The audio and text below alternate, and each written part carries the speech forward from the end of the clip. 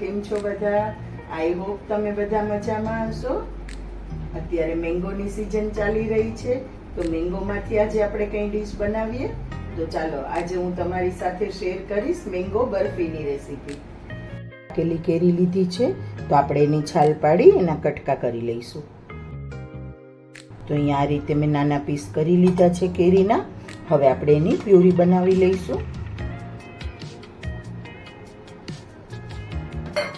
એકદમ smooth puree બનાવવાની છે આપણે.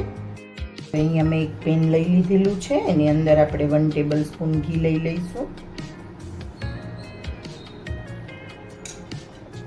હવે આપણું ઘી ગરમ થઈ ગયું છે, તો જે આપણે મેંગો પ્યુરી બનાવીને રાખેલી છે એમાં એડ કરી દઈશું.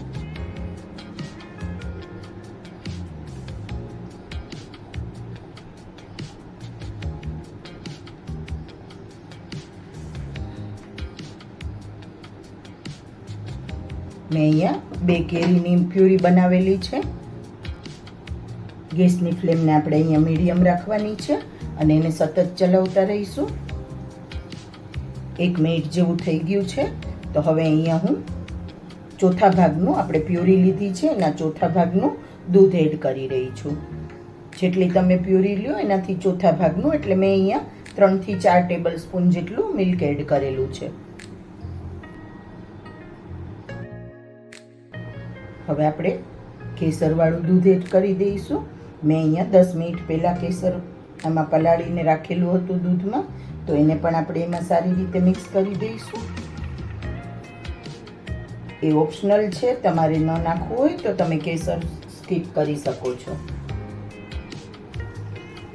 સતત ચલાવતા રહેવાનું છે, નહીંતર આપણું દૂધ અને કેરીનું જે પ્યુરી છે એ નીચે બેસી જશે, તો એની સ્મેલ નહીં સારી આવે. 2 થી 3 મિનિટ જેવું થઈ ગયું છે, તો હવે આપણે એમાં થોડી ખાંડ એડ કરી દઈશું. તમારી કેરી કેટલી મીઠી છે એ પ્રમાણે તમારે ખાંડ એડ કરવાની છે. મેં અહીંયા 4 ટેબલ સ્પૂન જેટલી ખાંડ એડ કરેલી છે. તમને વધારે થોડું સ્વીટ પસંદ હોય તો તમે વધારે કે ઓછી લઈ શકો છો ખાંડ. ખાંડને પણ એમાં જ આપણે સારી રીતે મેલ્ટ કરી લઈશું. અને તમારે ખાંડનો પાવડર બનાવીને એડ કરવો હોય તો એ પણ કરી શકો છો. પીસીને પણ ખાંડ એડ કરી શકો છો. આપણી પ્યુરી એકદમ સરસ થીક થઈ ગઈ છે અને એનો કલર પણ ચેન્જ થઈ ગયો છે. તો હવે આપણે એમાં ગેસની ફ્લેમને એકદમ સ્લો કરી દઈશું અને મિલ્ક પાવડર એડ કરીશું. આપણે ઇન્સ્ટન્ટ બરફી બનાવીએ છીએ. બરફી કે પેંડા આ મિશ્રણમાંથી તમે બંને બનાવી શકો છો. તો હવે એના માટે આપણે મિલ્ક પાવડર એડ કરવો જરૂરી છે. ઇન્સ્ટન્ટ બનાવીએ છીએ એટલા માટે. મિલ્ક પાવડરને પ્યુરીમાં સારી રીતે મિક્સ કરી દઈશું. જે માપની આપણે પ્યુરી લીધેલી છે, મેં અહીંયા 1 કપ જેટલી પ્યુરી હતી મારે, એટલે મેં 1 કપ મિલ્ક પાવડર એડ કરેલો છે. તો તમે જે માપથી પ્યુરી લીધી હોય એ જ માપથી મિલ્ક પાવડરનું માપ લેવાનું છે. કોઈ વાટકીના માપથી તમે પ્યુરી લીધી હોય તો એ જ વાટકીના માપથી તમારે મિલ્ક પાવડર લેવાનો છે. હવે મિલ્ક પાવડર સરસ રીતે મિક્સ થઈ ગયો છે, તો એને સતત આપણે 2 મિનિટ સુધી ચલાવતા રહીશું. અને એની અંદર હવે હું અહીંયા કોપરાનું છીણ મિક્સ કરી રહી છું. જે આપણે કોપરાનું બોરું કહીએ એ હતું મારી પાસે, તો હું એ મિક્સ કરી રહી છું. તમારી પાસે જો લીલું નાળિયેર હોય તો તમે એને પણ ખમણીને લઈ શકો છો. તો એને પણ આમાં સારી રીતે મિક્સ કરી દઈશું. આમાં કોપરાનો ટેસ્ટ ખૂબ જ સરસ આવે છે, ખાવામાં પણ ખૂબ ટેસ્ટી લાગશે.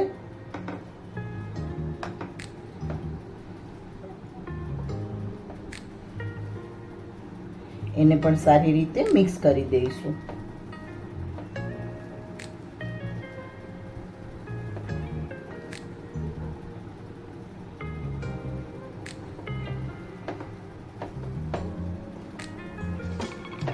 તમે જોઈ શકો છો આપણું મિશ્રણ એકદમ ઘાટું થઈ ગયું છે. આમાંથી તમે બરફી પણ બનાવી શકો છો અને પેંડા પણ બનાવી શકો છો. હવે આપણું મિશ્રણ એકદમ સરસ તૈયાર થઈ ગયું છે, તો હવે આપણે એમાં થોડા ડ્રાયફ્રૂટ એડ કરી દઈશું. હું અહીંયા કાજુ અને બદામ એડ કરી રહી છું. તમે તમારી પસંદના ડ્રાયફ્રૂટ એડ કરી શકો છો. અને ફ્લેવર માટે અહીંયા થોડો એલચી પાવડર એડ કરી રહી છું. તમને જો એલચી પાવડર ન પસંદ હોય તો તમે સ્કીપ કરી શકો છો, પણ એલચીની સુગંધ આમાં ખૂબ સરસ આવે છે. એનું ખાવામાં ફ્લેવર પણ ખૂબ સરસ લાગે છે. ને મને એલચી પાવડર ખૂબ જ પસંદ છે, એટલે હું એલચી પાવડર બધી જ મીઠાઈમાં એડ કરું છું. તમે જોઈ શકો છો આપણું મિશ્રણ હવે પેન છોડવા લાગ્યું છે, એટલે કે આપણું મિશ્રણ એકદમ સરસ રેડી થઈ ગયું છે. હવે આ સ્ટેજ ઉપર આપણે અહીંયા થોડું એવું ઘી એડ કરી દઈશું અને એને સારી રીતે ભેગું કરી લઈશું. હું અહીંયા 1 ટેબલ સ્પૂન જેટલું ઘી એડ કરી રહી છું. ને એને મિશ્રણમાં સારી રીતે મિક્સ કરી લઈશું.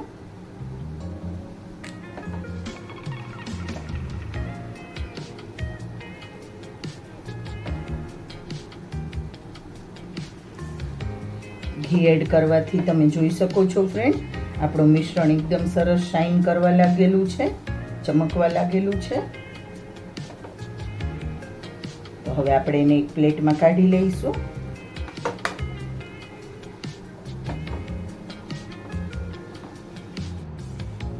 મેં અહીંયા ડીશને પણ સારી રીતે ઘીથી ગ્રીસ કરી લીધી છે, એટલે જ્યારે આપણે બરફી નીકાળીએ ત્યારે આપણે આસાનીથી એને ડિમોલ્ડ કરી શકીએ.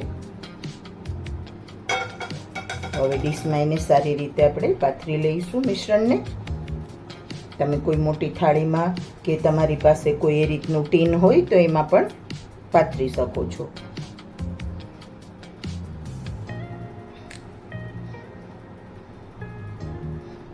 અને આમાંથી તમે પેંડા બનાવવા હોય તો પેંડા પણ બનાવી શકો છો આ મિશ્રણમાંથી. તો મારી આજની રેસીપી ગમી હોય તો મારા વિડીયોને લાઈક, શેર અને કોમેન્ટ જરૂરથી કરજો ફ્રેન્ડ. ઉપર આપણે ગાર્નિશિંગ માટે થોડા પિસ્તા લગાવી દઈશું.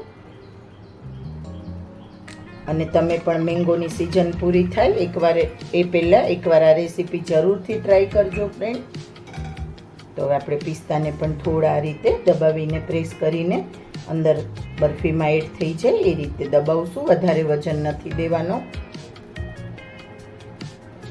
આ બરફી ખાવામાં ખૂબ જ સરસ લાગશે અને તમને મેંગોનો ટેસ્ટ પણ આવશે, કોકોનટનો ટેસ્ટ પણ આવશે. તો એકવાર જરૂરથી ટ્રાય કરજો ફ્રેન્ડ્સ. અને મારી ચેનલ પર નવા હોય તો સબસ્ક્રાઈબ જરૂરથી કરજો. તો હવે આપણે એના પીસ કરી લઈશું.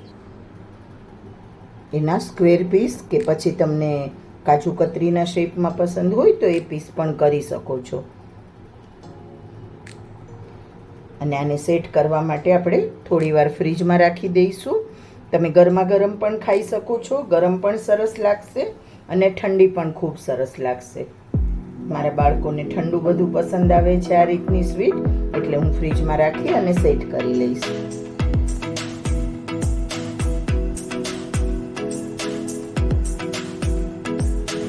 તો તમે પણ એકવાર આ રેસીપી બનાવીને જરૂરથી ટ્રાય કરજો ફ્રેન્ડ્સ. તો મળીએ આપણે નવા વિડીયોમાં. Thank you.